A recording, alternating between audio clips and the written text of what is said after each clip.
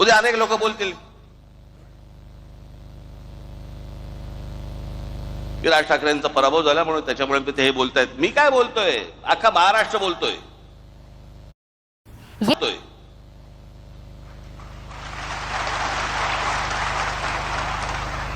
जे निवडून आले त्यातल्या अनेक लोकांचे मला फोन जे आले, जे सत्तेमध्ये आले आहेत त्यांचे मला अनेकांचे फोन आले, त्यांना शॉक बसलाय.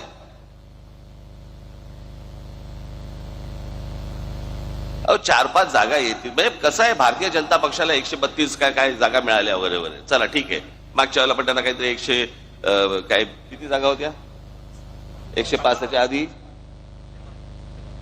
नाही 105 17ला होत्या, 122 काहीतरी जागा होत्या 2014ला. ठीक आहे, आपण समजू शकतो. चला 132. अजित पवार 42.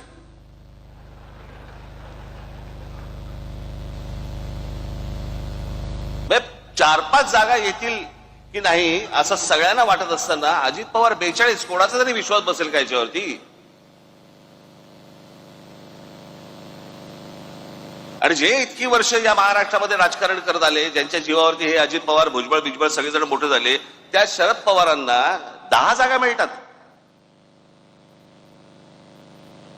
मग हे न समजण्याच्या पलीकडची गोष्ट आहे, न समजण्याच्या पलीकडची. गेल्या 4 महिन्यापूर्वी लोकसभा झाली.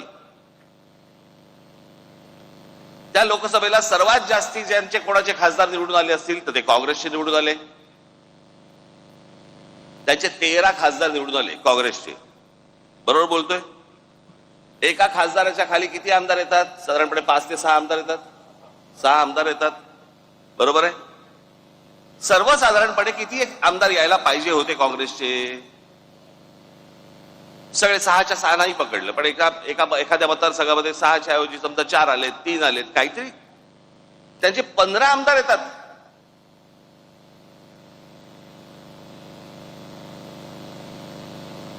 शरद पवार साहेबांचे 8 खासदार निवडून आलेत, 8 खासदार. त्यांचे 10 आमदार येतात. आणि लोकसभेला ज्या अजित पवारांचा 1 खासदार निवडून आलाय तिथे 42 आमदार येतात. 4 महिन्यात फरक पडला लोकांच्या मनात. काय झालं, कशामुळे झालं, हा संशोधनाचाच विषय. मी तुम्हाला आज काय सांगायला आलोय, या मतदानावरती जाऊ नका. लोकांनी आपल्याला मतदान केलेलं आहे, फक्त ते आपल्यापर्यंत आलेलं नाहीये.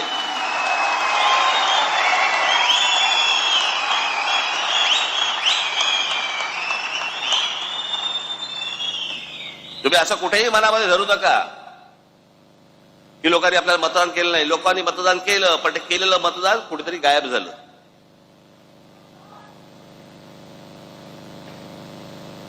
आणि अशा प्रकारच्या ज्या निवडणुका लढवायच्या असतील तर निवडणुका न लढवल्याच बऱ्या.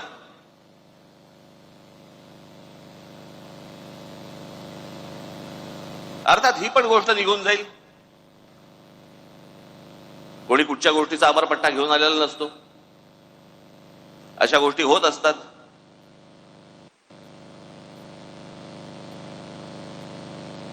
पण मला तुम्हाला फक्त एकच गोष्ट, तुम्हाला आज महत्वाच्या गोष्टी काही सांगायच्या आहेत.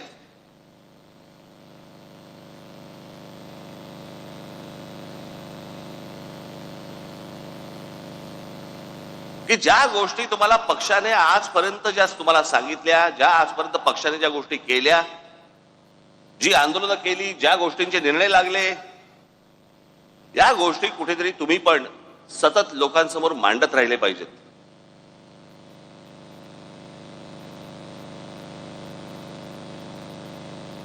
आतापर्यंत आपण काय काय केलं, कोणती आंदोलनं केली, कोणकोणत्या विषयामध्ये हात घातला, कोणकोणत्या विषयांचे निर्णय लागले, हे तुम्ही स्वतः कन्व्हिन्स पाहिजेत. तुम्हाला 4 लोकांनी प्रश्न विचारल्यावरती भांबावून जाणं हे काय, हे चांगलं लक्षण नव्हे.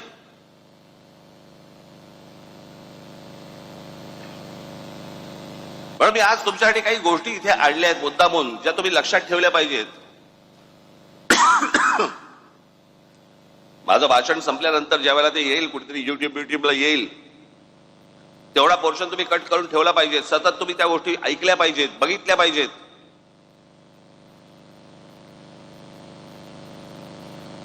आणि हा जाणीवपूर्वक केलेला प्रचार असतो, जाणीवपूर्वक केलेला प्रसार असतो. तिथे जर तुम्ही खमके नसाल, तुम्ही जर खंबीर नसाल, तुम्ही उत्तर काय देणार आहात? आणि हे जाणून बुजून सगळे, कारण कसं आहे हल्ली काही अनेक पत्रकार जे आहेत ते अनेक पक्षांच्या दावणीलाच बांधले गेलेले आहेत. अनेक चांगले पत्रकार देखील आहेतच, पण अनेक पत्रकार गेलेले आहेत. ते ह्या सगळ्या गोष्टी लिहित असतात, सांगत असतात, चॅनलमधून पसरवत असतात, वर्तमानपत्रात देत असतात, सगळ्या गोष्टी चालू असतात, सोशल मीडियावरती देत असतात आणि मग तुम्हाला ते भणभणून टाकतात. त्यातला सगळ्यात महत्वाचा भाग कुठला? 3 विषय मला मुद्दा म्हणून तुमच्या समोर मांडायचे आज. एक म्हणजे राज ठाकरे भूमिका बदलतात. मी ज्यावेळेला माझ्या काही पदाधिकाऱ्यांशी, इतर सगळ्या लोकांशी ज्यावेळेला मी बोललो त्यांच्याशी, मी म्हटलं तुम्हाला तरी माहिती आहेत का म्हटलं भूमिका बदलणं म्हणजे कशाला म्हणतात?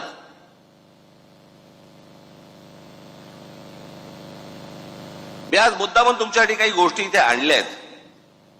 या महाराष्ट्रामध्ये, देशामध्ये कशा कशा प्रकारच्या भूमिका लोकांनी बदलल्या आणि आपण काय केलं.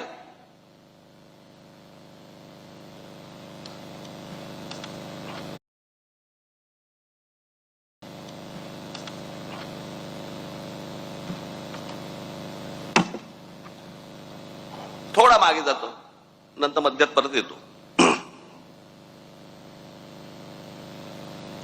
मी काय सांगतोय तुम्ही नीट ऐका. या देशाला ज्या वेळेला स्वातंत्र्य मिळालं, त्या स्वातंत्र्य मिळाल्यानंतर पहिली निवडणूक या देशामधली ही 1952 साली झाली. आणि ह्या 52 साली ज्या वेळेला ही निवडणूक झाली, त्यावेळेला नुकताच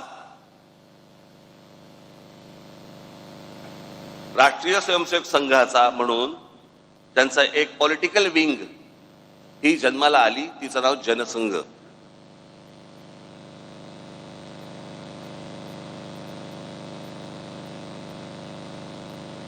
हिंदुत्व वगैरे वगैरे अनेक गोष्टी ते मांडत आले आजपर्यंत, त्याचा काही विषयच येत नाही. पण 75 साली इंदिरा गांधींनी या देशामध्ये आणीबाणी आणली आणि आणीबाणी आणल्यानंतर 77 साली ज्या वेळेला निवडणुका झाल्या, त्या 77 साली निवडणुका झाल्यानंतर देशभरामध्ये इंदिरा गांधींचा दारुण पराभव झाला. इंदिरा गांधी स्वतः हरल्या होत्या. मी जर चुकत नसेल तर मला असं वाटतं राजनारायण होते, राजनारायणांनी इंदिरा गांधींना हरवलं होतं. आणि मग जनता पक्ष नावाची, जनता पार्टी नावाची एक पार्टी उभी राहिली. त्याच्यामध्ये अनेक पक्ष होते. ज्या अनेक पक्षांपैकी एक जनसंघ देखील होता. 1980 साली त्यांच्यातल्या सगळ्या भांडणांमुळे 1980 साली परत निवडणुका झाल्या आणि इंदिरा गांधी परत विजयी झाल्या. त्यावेळेला हा जो जनसंघ होता, या जनसंघाची भारतीय जनता पार्टी झाली. ते जे जनता पार्टीतनं जे बाहेर पडले होते, ती भारतीय, ती दुसरी जनता पार्टी होती. या जनसंघाने तेच नाव घेतलं आणि भारतीय जनता पार्टी म्हणून केलं. हा आता भारतीय जनता पक्षाचा जो झेंडा दिसतोय, तो झेंडा बदलला झेंडा. आणि जनता पार्टीचा जो झेंडा होता, जो आडवा होता, भगवा आणि हिरवा, तो यांनी उभा केला.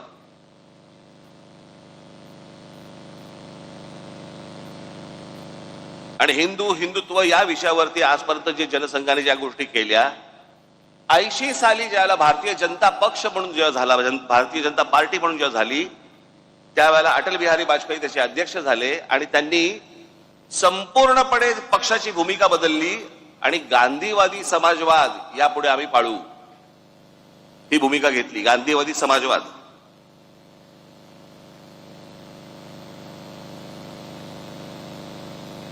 मग 84 ला इंदिराजी गेल्या, इंदिराजी नंतर मग परत धक्के. आता ह्याच दरम्यान 77 ला निवडणूक झाली, 78 ला परत एक निवडणूक झाली. त्याच्यामध्ये शरद पवारांचं पुलोद आलं. शरद पवार मुख्यमंत्री झाले ते आहे ना ते वसंतदादा पाटलांच्या पाठीत खंजीर खुपसून वगैरे ते सगळं प्रकरण. आणि ज्या वेळेला शरद पवारांनी ज्या वेळेला पुलत स्थापन केली त्यावेळेला हाच जनसंघ, त्याला भारतीय जनता पार्टी झालेली नव्हती, हा जनसंघ पुलोद मध्ये शरद पवारांबरोबर होता.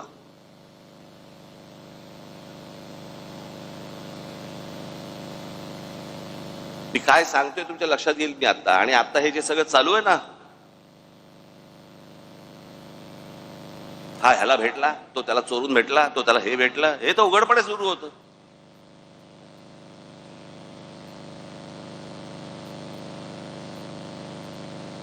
त्याच 78ला म्हणजे मुळात 77-75 पासून शिवसेनेने काँग्रेसच्या आणीबाणीला पाठिंबा दिला होता. 80ची निवडणूक ही शिवसेनेने एकही जागा लढवली नव्हती, परंतु काँग्रेस आणि शिवसेना यांची युती होती.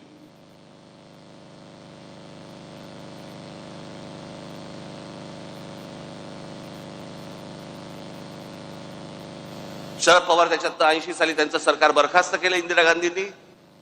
6 वर्ष काही नव्हते. 84ची एक निवडणूक झाली. मग 86 साली शरद पवार परत काँग्रेसमध्ये त्यांनी प्रवेश केला संभाजीनगरला राजीव गांधींच्या समोर. मग ते काँग्रेसमध्ये आले. जनता पक्ष बाहेरच राहिला.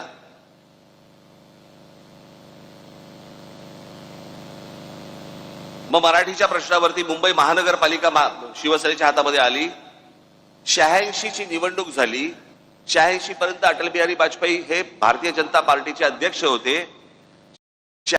पहिल्यांदा पार्ल्याची निवडणूक झाली आणि या देशातली पहिली निवडणूक जी हिंदुत्वावरती जिंकली गेली, ज्याच्यातनं अटल बिहारी वाजपेयींना बाजूला केलं आणि परत भारतीय जनता पार्टीने हिंदुत्वाचा नारा सुरू केला. त्यांच्या लक्षात आलं हिंदू हिंदू म्हणून मतदान करायला लागला.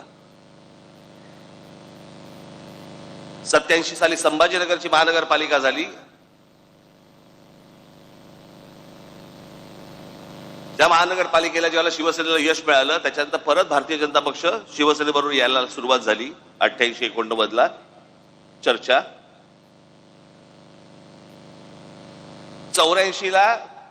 1984ला शिवसेना भारतीय जनता पक्ष युती झाली होती आणि शिवसेनेचे 2 खासदारकीचे उमेदवार हे कमळावरती उभे होते, मनोहर जोशी आणि वामनराव महाडिक.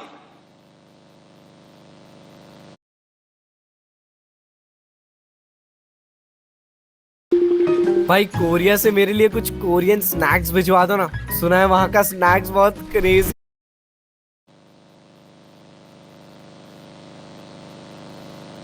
मग 90ला परत युती झाली.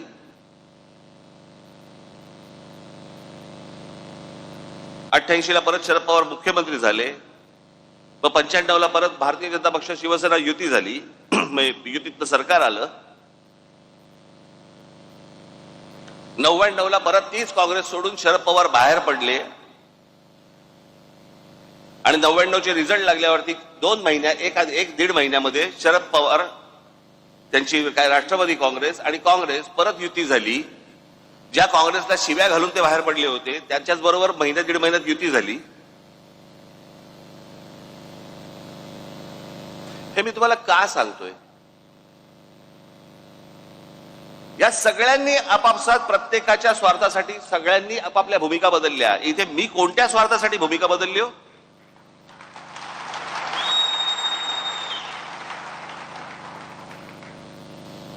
आता जर समजा तुम्ही जर मंत्रिमंडळातली लोक बघितली आता, तर त्यातले बहुतेक जण हे शिवसेनेतनं आलेले, काँग्रेसमधनं आलेले असेच आहेत. यांचंच सगळं सरकार बनलेलं आहे. यांना हे पत्रकार विचारायला जाणार नाहीत का भूमिका बदललीत, पण तुमच्या कानात बरोबर ते घालत बसणार भूमिका बदलली, भूमिका बदलली. आणि हल्लीचे जे पत्रकार आहेत त्यांचा तर किती गाडा अभ्यास असतो, तर म्हणजे धन्यच आहेत ते.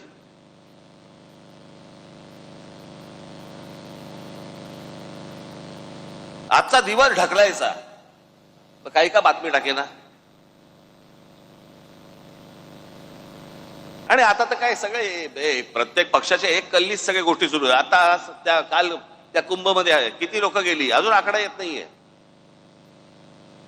ज्या प्रकारे इतर पक्षांचं कोणाचं असतं आणि काय झालं असतं तर काय तमाशा केला असता चॅनलवाल्यांनी, आता काय नाही, सगळ्या चालू आहेत, दाखवत आहेत बातम्या फक्त.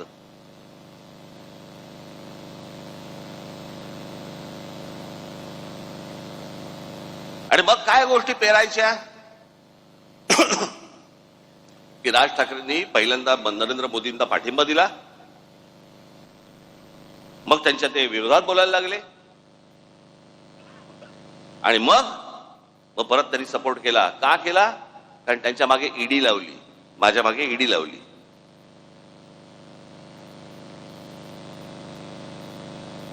मला ती पण कहाणी आज तुम्हाला तुमच्या समोर आणि ह्या चॅनलच्या द्वारे महाराष्ट्रासमोर मला समोर सांगायचीच आहे.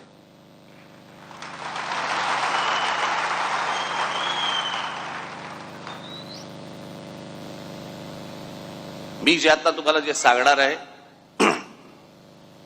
इथे समोर बघलो, इथे समोर महाराजांचा पुतळा आहे, त्याच्या समोर मी जे सांगीन ते शपथपूर्वक सांगीन.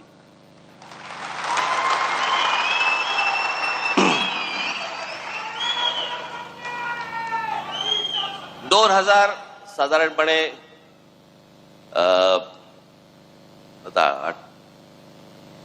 2005 ची वगैरे गोष्ट असेल. मी ज्या शिवाजी पार्क मैदानामध्ये, शिवाजी पार्क मध्ये जिथे मी लहानाचा मोठा झालो, तिथे आम्ही लहानपणापासून ती कोइंदूर मिल पाहत होतो. काही नाही, जन्स येता जाता ती डोळ्यासमोर यायची. एके दिवशी, ही 2005 ची गोष्ट, वर्तमानपत्रामध्ये मी बातमी वाचली. तोपर्यंत आम्ही आमचा व्यवसाय सुरू केला होता. आता व्यवसाय करणं हा तर काही पाप होऊ शकत नाही ना. अनेकांना व्यवसाय दाखवता पण येत नाहीत,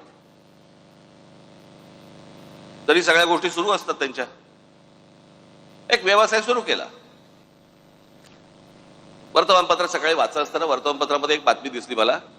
एनटीएससीच्या सगळ्या मिल्स, एनटीएससीच्या, केंद्र सरकारने सुप्रीम कोर्टाने निर्णय दिलाय की या एनटीएससीच्या मिल्स काढा आणि जे काही कामगारांचे इतक्या वर्षांचे पगार होते ते देऊन टाका. आपली बातमी वाचत होतो. बातम्या वाचता वाचता त्या सगळ्या मेलमध्ये एक कोइंदूर मिल होती. म्हणून मी आमचे जे पार्टनर होते त्यांना मी फोन केला. म्हटलं, अरे असं असं समोर काहीतरी येते कोइंदूर मिलचं. त्यांनी मला सांगितलं, पण हे ते प्रकरण खूप मोठं आहे. म्हटलं, हो मला मान्य, मला खूप मोठं आहे, काय आहे एकदा चेक तर करू. म्हणून आमचे एक दुसरे सहकारी होते, त्यांना मी फोन केला, त्यांना बोलून घेतलं. म्हटलं जरा बसून बघा काय होतंय.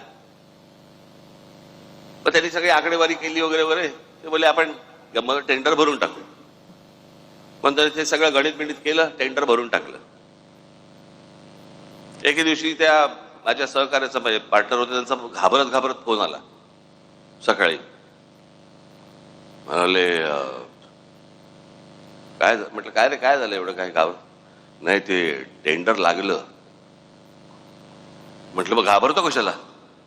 नाही नाही, ते काहीतरी काय 400-500 कोटीचं काहीतरी ते टेंडर होतं, काहीतरी द्यायचं. आणायचे कुठून? थोडक्यात माझी जरा थोडीशी जमीन पायाखालची सरकली होती. आता म्हटलं काय करायचं, दाखवायला तर नको.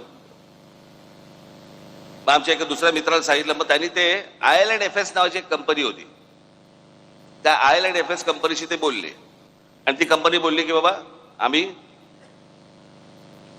पैसे भरायला तयार आहोत, तुमच्याबरोबर यायला तयार आहोत. म्हणून सगळे पैसे जेवढे असतात ते सगळे त्या कंपनीने भरले. आम्ही त्याच्यामध्ये पार्टनर होतो. 7-8 जण होतो आम्ही.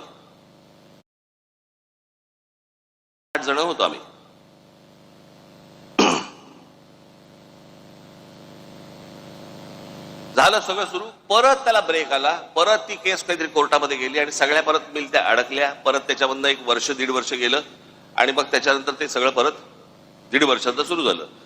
त्या दरम्यान मी आमच्या सहकार्यात म्हटलं, बाबा हे पांढरा हत्ती हा आपल्याला झेपायचा नाही, आपण यातनं बाहेर पडू. मग माझ्याबरोबरचे अनेक जे काही माझे पार्टनर जे होते ते बोलले की आपण नाही, आपल्याला हे झेपणं नाही, काम नाही आपलं, आपण आपल्याला बाहेर पडू. म्हणून आम्ही आमचा स्टेक घेऊन बाहेर पडलो. आमचा स्टेक त्याला दिला आणि त्याचे पैसे घेऊन आम्ही बाहेर पडलो. ही गोष्ट आहे 2000 मला असं वाटतं 8ची. त्याच्यानंतर आमचा विषय संपला. ज्या दिवशी मला ती ईडीची नोटीस आली, मला प्रश्न पडला कसली ईडीची नोटीस, काय आहे काय. मग आम्ही जेव्हा बघितलं त्यात विषय होता कोहिनूरचा. म्हटलं आपला काय संबंध याच्याशी आता. मग मला तिकडे बोलवते माणसं मलाशी काय बोलवते हेच मला समजेना. की त्यांच्याकडनं तुम्हाला पैसे आले पण तुम्ही त्यांचे पैसे काय, मला काय कळत नव्हतं. म्हटलं काय झालं. बरं जे पैसे आले त्याच्यावरती आम्ही टॅक्स भरला, टॅक्स भरून तो गेला. सगळ्यांनीच टॅक्स भरला आणि तो गेला. ती जी कंपनी होती त्याच्यामध्ये टॅक्स भरला, त्या कंपनीने तिकडे टॅक्स भरला, त्यातनं आम्ही बाहेर पडलो. मला ज्या वेळेला ती गोष्ट आली त्यावेळेला मी ज्यावेळेला इन्क्वायरी केली, आमच्या सीएला बोलवलं. म्हटलं काय नेमकं काय झालं सांग मला. तो बोलला तुमच्यातला एक जो पार्टनर आहे, तुम्ही जो टॅक्स भरलात त्या कंपनीत, त्या पार्टनरने तो टॅक्स इन्कम टॅक्सला भरलाच नाही, तो ते पैसे तुमचे बाहेरच्या बाहेर वापरले. म्हटलं मग आता काय करायचं. म्हणजे आता परत टॅक्स भरायला लागेल. आम्ही परत टॅक्स भरून टाकला, जेवढा होता तेवढा परत प्रत्येकाने आपापला टॅक्स परत भरून टाकला. कोण जाईल झंझटीत. विषय संपला. आता एवढ्याशा गोष्टीसाठी राज ठाकरे ईडीला घाबरला आणि मोदींची स्तुती करायला लागला. मला काय देणं घेणं त्या गोष्टींशी. माझ्या डोक्यावरती तलवारी घेऊन नाही मी फिरत.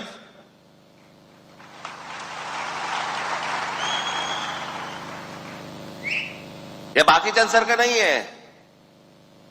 6 दिवस अगोदर मोदी म्हणतात 70,000 कोटीचा भ्रष्टाचार केलेला ना आम्ही 8 मध्ये टाकू. आम्हाला माहित होतं की ते मंत्रिमंडळात टाकणार आहेत.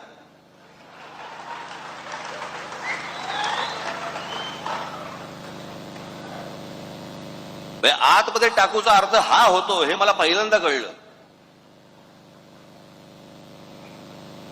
किती किती तुम्हाला देऊ मला ह्याच्यामध्ये उदाहरणं या सगळ्या गोष्टींची. हे बघा, आता आपण भारतीय जनता पक्षाने काय काय गोष्टी केल्यात ते आपण बघूया. हिम्मत बिस्वा शर्मा, भ्रष्टाचाराचं मूर्तिमंत प्रतीक अशी ज्यांची संभावना भारतीय जनता पक्षाने केली होती, हिम्मत बिस्वा शर्मांची, त्यांना पक्षात घेतलं. नंतर दुसऱ्या पक्षात होते ते, भ्रष्टाचाराचे आरोप केले होते त्यांच्यावरती. त्यानंतर भारतीय जनता पक्षाने पक्षात घेतलं, त्यांना अर्थ, आरोग्य आणि शिक्षणासारखी खाती दिली. नंतर त्यांना 2021 मध्ये मुख्यमंत्री केलं. म्हणजे ज्यांच्यावरती भ्रष्टाचाराचे आरोप केले होते तिथे भूमिका नाही बदलली. हे तुम्हाला पत्रकार नाही सांगणार. मुकुल रॉय, पूर्व भारतात सरदाना नावाच्या समूहाने लोकांना भरमसाठ रिटर्न्स देतो म्हणून पैसे गोळा केले आणि त्यांचे पैसे बुडवले. या घोटाळ्याचे शिल्पकार मुकुल रॉय, हे मुकुल रॉय होते असा भाजपाचा असा आरोप होता. 1917 मध्ये भाजपने मुकुल रॉयना पक्षात घेतलं. BS येडियुरप्पा, खाण घोटाळ्या प्रकरणी भाजपने त्यांना दूर सारलं, पण पक्ष सत्तेत येत नाही हे पाहून पुन्हा पक्षात घेतलं आणि 2019 ते 21 त्यांना मुख्यमंत्री केलं. अजित पवारांचं तर मी तुम्हाला सांगितलं. अशोक चव्हाण, आदर्श घोटाळा, त्यांनी काँग्रेस पक्ष सोडायच्या आधी संसदेत आदर्श घोटाळ्यातील त्यांच्या सहभागावरून भाजपच्या खासदारांनी आरोप केले. पुढे 8 दिवसात ते भाजपमध्ये आले आणि लगेचच त्यांना राज्यसभेवरती खासदार म्हणून पाठवलं. भूमिका नाही बदलली. फारुख अब्दुल्ला यांनी काश्मीर मधल्या 370 कलमाला विरोध करणाऱ्या भाजप सोबत, भाजपचा 370 कलमाला विरोध होता सुरुवातीपासून, आपलं त्यांचा विरोध होता की ते असू नये म्हणून, आणि फारुख अब्दुल्लांचा विरोध होता ते काढू नये म्हणून. काश्मीर मधल्या 370 कलमाला विरोध करणाऱ्या भाजप सोबत 1999 त्यांच्या एनडीएचे घटक बनले फारुख अब्दुल्ला, आणि ओमर अब्दुल्ला परराष्ट्र राज्यमंत्री बनले. याच ओमर अब्दुल्लांच्या नंतर नॅशनल कॉन्फरन्सने 2009 मध्ये काँग्रेसबरोबर युती केली. भूमिका नाही बदलली. भाजपमध्ये आले, भाजपने भूमिका बदलली. हे तुम्हाला कोण सांगणार नाहीत. म्हणून मी तुम्हाला, राजकारणामध्ये आहात तुम्ही, तुम्हाला हे सगळे संदर्भ तुम्हाला लक्षात असले पाहिजेत. तुम्हाला माहिती असली पाहिजे, ज्या वेळेला हे लोक येऊन समोर ज्यावेळेला तुमच्याशी बोलतात आणि ज्यावेळेला त्याला सांगतात आणि ही असली गोष्टी ज्यावेळेला अफवा पसरवायला लागतात त्यावेळेला तुम्ही तयार पाहिजे. 10-minute डिलीवरी एप्स पे लोएस्ट प्राइसेस मिल सकते हैं. जेप्टो के सुपर सेवर पे मिलते हैं सबसे lowest prices on fruits, veggie. तयार पाहिजे.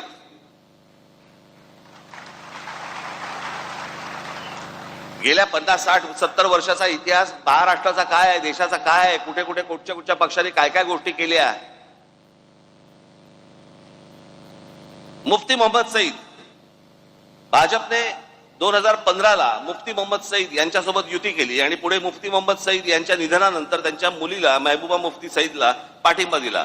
म्हणजे ज्यांचा 370 कलमाला विरोध होता काढू नये म्हणून, ते मुफ्ती मोहम्मद सईद. मग ह्या मुफ्ती मोहम्मद सईद यांच्या एका फ्रॉड प्रकरणात त्यांच्या मुलीला अपहरण केलं म्हणून भारताला काही अतिरेकी सोडायला लागले होते, ते हे मुफ्ती मोहम्मद सईद. त्यांच्याबरोबर भारतीय जनता पक्षाने पहिल्यांदा युती केली. मुफ्ती महबूबा मुफ्तींना तिथे पुढे मुख्यमंत्री केलं आणि नंतर त्यांचं सरकार पाडलं आणि राष्ट्रपती राजवट आणली. भूमिका नाही बदलली. इथे कोण बोलणार नाही भूमिका बदलली.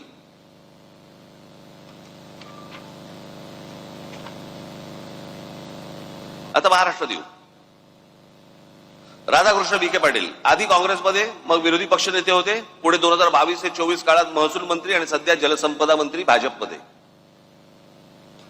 हर्षवर्धन पाटील आधी काँग्रेसमध्ये होते, मग ते भाजपमध्ये आले. हर्षवर्धन पाटील भाजपमध्ये आले तेव्हा म्हणाले होते आता शांत झोप लागते. ते हर्षवर्धन पाटील बोलले होते. सगळ्याचे व्हिडिओज आहेत, सगळ्या गोष्टी तुम्ही बघू शकता. नारायण राणे, गणेश नाईक, बबनराव पाचपुते, विजयसिंग मोहिते पाटील, पदमसिंग पाटील, किरीट सोमय्या ते केवढे आरोप केले होते. अनेक लोकांवरती आरोप केले विरोधी पक्षांमधल्या. आज ज्यांच्यावरती आरोप केलेत ना, ते सगळे आज मंत्रिमंडळात आहेत किंवा भारतीय जनता पक्षासोबत आहेत. त्यांना नाही कोणी विचारत जात की भूमिका बदलली का, काय बदललं. हे जाणून बुजून तुमच्या खाली लागतात. जाणून बुजून तुम्हाला बदनाम करण्यासाठी म्हणून ह्या गोष्टी सगळ्या पसरवल्या जातात. शिवसेनेचा ज्यावेळेला जन्म झाला 1966 साली, त्याच्यानंतर पहिली जी निवडणूक लढवली ती प्रजा समाजवादी पक्षाबरोबर लढवली.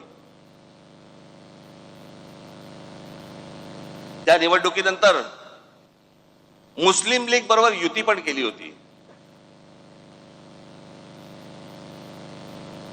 त्याच्यानंतर 77-75 ला काँग्रेसला पाठिंबाही दिला होता. 80 साली युती पण केली होती. नंतर भारतीय जनता पक्षाबरोबर त्या वेळेची जी काय परिस्थिती असेल त्याप्रमाणे विरोधी पक्ष कोण निर्णय घेत असतात. यांनी घेतले असेल त्या वेळेला परिस्थिती बदलली असेल, पण त्यांची ती बदललेली परिस्थिती. हे ह्यांचं बरं आहे, ह्यांनी केलं की प्रेम, आम्ही केला की बलात्कार.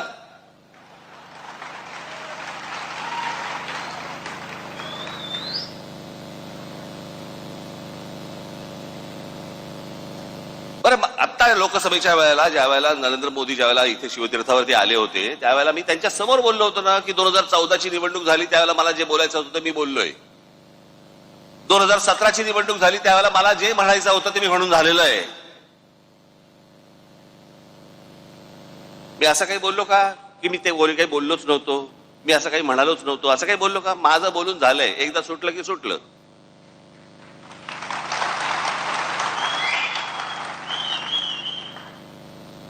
आणि जे बोललो होतो त्या सगळ्या गोष्टींना आधार होते. जे चांगलं कराल त्याला चांगलं म्हणू, जे वाईट कराल त्याला वाईट म्हणू. या सगळ्या गोष्टीच्या तुमच्या समोर आणल्या. हे कृपाशंकर सिंग, बबनराव पाचपुते, अजित पवार, हे सगळे देवेंद्र फडणवीसांनी किती लोकांवरती आरोप केले आतापर्यंत? भ्रष्टाचाराचे किती लोकांना बरोबर आरोप केले? कित्येक लोकांवरती जे तुम्हाला आता त्यांच्याबरोबर मंत्रिमंडळात दिसतील. कित्येक लोक तर आता देव दर्शनाला जातात, पूजा करतात, देव पायात ठेवतात की फडणवीस किंवा किरीट सोमय्या कोणीतरी आमच्यावरती आरोप करा. चला, आरोप केल्यावर आतमध्ये जाता येतं.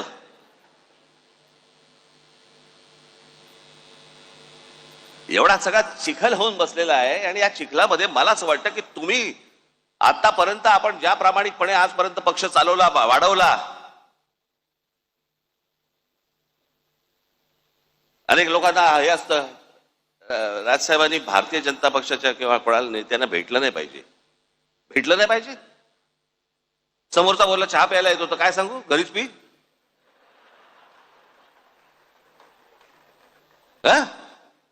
तुम्ही काय वेगळं सांगाल?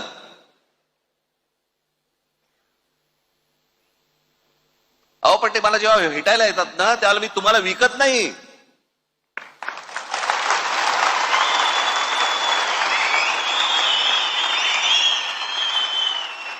आणि माझा मराठीचा बाणा देखील मी बोथट करत नाही.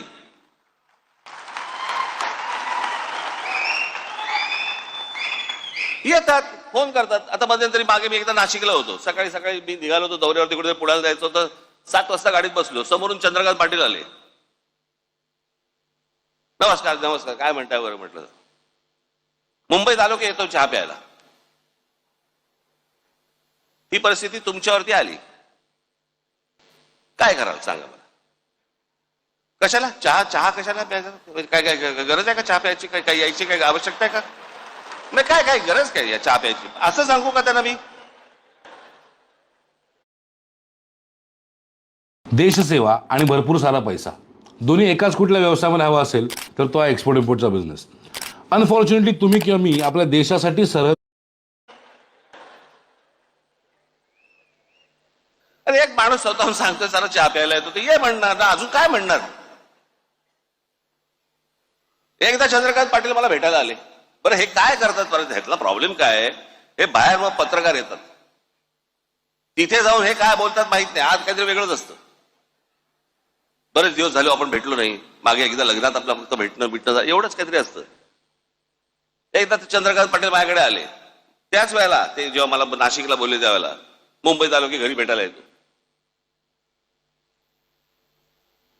हे मला अजूनपर्यंत कळलेलं नाही. ते माझ्याशी चर्चा करून काय चहा बी खाणं पिणं सगळं झाल्यावरती बाहेर पडले. पत्रकाराने विचारलं काय झालं, तर आपण काय सांगू? काही नाही, सहज सदिच्छा भेट होती म्हणून सहज भेटायला आलो. बरं पत्रकारांचाही प्रॉब्लेम असतो त्यांना वाटतं कशात तरी काय असणारच, काहीतरी असणार, त्याशिवाय काय होणार नाही. बाई आणि बुवा एकत्र भेटले की काहीतरी लफडच असलं पाहिजे, ह्याला काय दुसरं काय. अरे नॉर्मल पण भेटू शकतात की नाही, बोलू शकतात की नाही. एखादा पुरुष स्त्री एखादे नॉर्मल बोलू शकतात, गप्पा मारू शकतात. तसं यांचं असतं. हल्ली इथं तेच चालू आहे. पूर्वी तर मध्ये राजकारण इतकं सुंदर छान होतं, सगळेजण एकमेकांना भेटायचे. पक्षाचा विरोध, पक्षाची धोरणं याच्यामध्ये कधी कॉम्प्रोमाइज व्हायचं नाही. पण म्हणून काहीतरी अगदी वैर घेतल्यासारखे वगैरे असं काही नव्हतं पूर्वी. आताही खरं तसं नाहीये. काल आपण छपून भेटतात मला पण ते कळलेलं नाही. पण बाहेर ते चंद्रकांत पाटील बाहेर पडले माझ्या घरात. काय केलं असेल त्यांनी पत्रकारांसमोर मला आजपर्यंत कळलेलं नाही. त्यांना प्रश्न विचारला, पाटील साहेब 1 तासभर तुम्ही आतमध्ये होतात, काय चर्चा झाली? मला ह्याचा अर्थ नाही कळला. म्हणजे मला त्यांनी कडेवर घेतला होता का काय, ह्याचा अर्थ काय होता हेच मला अजूनपर्यंत कळलं नाही. हे म्हणजे काय?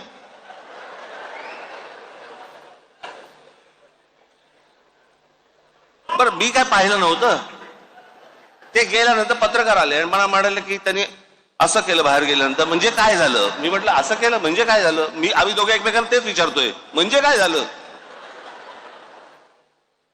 काय इकडे मी अक्रोड ठेवलं होतं, त्याच्यामध्ये दाबून दिलं आणि मी अक्रोड फोडून दिलं वगैरे, काय म्हणजे झालं काय?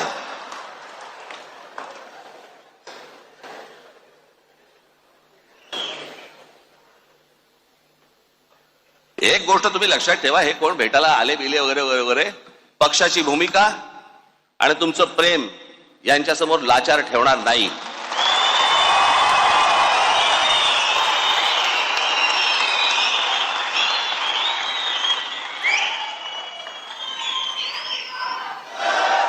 उद्या जेव्हा कधी निवडणुका होतील, काय होतील, कधी होतील. आता 28 तारखेला खरं तर निर्णय होता, तो 28 फेब्रुवारीला गेला. आता 28 फेब्रुवारीला गेला म्हणजे ऑक्टोबर नोव्हेंबर शिवाय निवडणुकाच होत नाहीत. बरं ऑक्टोबर नोव्हेंबरला तरी काय अजून पुढे ढकलतील. त्यांना काय सरकारला प्रशासक नेमल्यानंतर प्रशासनाच्या हातात जर समजा या सगळ्या महानगरपालिका आणि सगळ्या गोष्टी असतील, कोण नगरसेवकांची ओझी उचलेल? त्याच्यामुळे कदाचित मला माहिती नाहीये, परंतु आता ही 28 फेब्रुवारी का 26 फेब्रुवारी काहीतरी तारीख ठरली आहे. याच्यानंतर अजून पुढे जाईल काहीतरी. ते सगळं ऑक्टोबर नोव्हेंबर डिसेंबरला निवडणुका होतील. तोपर्यंत मी का सांगतोय तुम्हाला, फालतू खर्च करत बसू नका. कळलं का? या देवस्थानाला घेऊन चाललो महिलांना, या इकडे घेऊन चाललो दर्शनाला, हे ते आता काही करू नका त्या सगळ्या गोष्टी. कळलं का? आणि निवडणुकीच्या वेळेला या खिशे बाहेर काढून माझ्यासमोर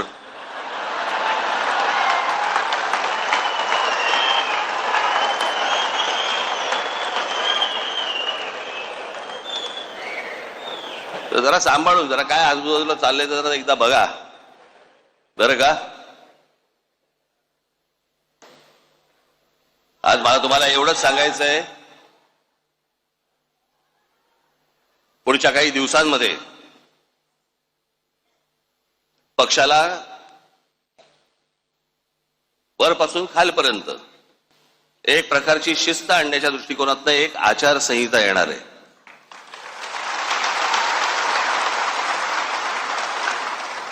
जी गोष्ट मी माझ्या विभागाध्यक्षाशी बोलीन तीच माझ्या शाखाध्यक्षाला पण कळली पाहिजे, तीच माझ्या महाराष्ट्र सैनिकाला पण कळली पाहिजे की काय नेमकं चालू आहे ते.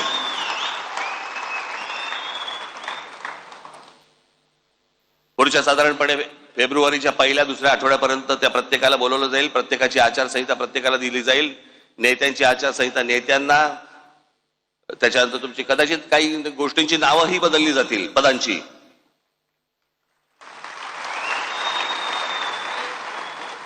तर ते हळूहळू टप्प्याटप्प्याने त्या गोष्टी मी तुमच्या समोर मांडीन. परंतु मी एक गोष्ट सांगतो तुम्हाला, मी लहानपणापासून अनेक पराभव पाहिलेत, अनेक विजय देखील पाहिलेत. पराभवाने मी कधी खचलो नाही आणि विजयाने कधी हुरळून गेलो नाही.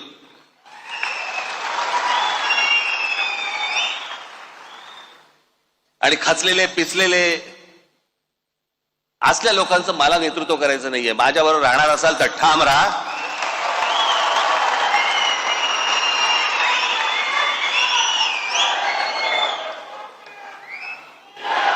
आपल्याला जे महाराष्ट्रामध्ये करायचंय, जे आपल्याला महाराष्ट्राच्या मराठी माणसासाठी करायचंय, जे या महाराष्ट्रातल्या हिंदूंसाठी करायचंय ते आपण करणारच आहोत. ते आपलं स्वप्न आहे. आज नाही उद्या, उद्या नाही परवा, पण ते होणार म्हणजे होणार, एवढं निश्चित आपण लक्षात ठेवावं.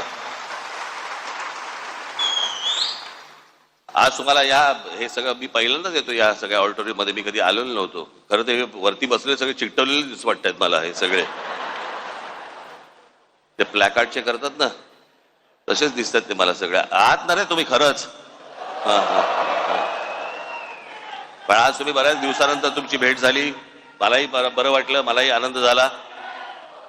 एका उत्साहात, जल्लोषात, जोशात पुढच्या येणाऱ्या सगळ्या गोष्टी आपण पार पाडायच्या आहेत. घराघरापर्यंत जायचंय, लोकांचा विश्वास संपादन करायचा आहे. जे जे आतापर्यंत पक्षाने केलेलं आहे ते लोकांपर्यंत जाणं गरजेचं आहे. असल्या फालतू ज्या वेळेला अफवा पसरवल्या जातात त्यावेळेला तुमचा देखील राजकीय अभ्यास हा दांडगा असला पाहिजे आणि तुम्ही देखील पुरून उरला पाहिजेत त्या समोरच्या लोकांना.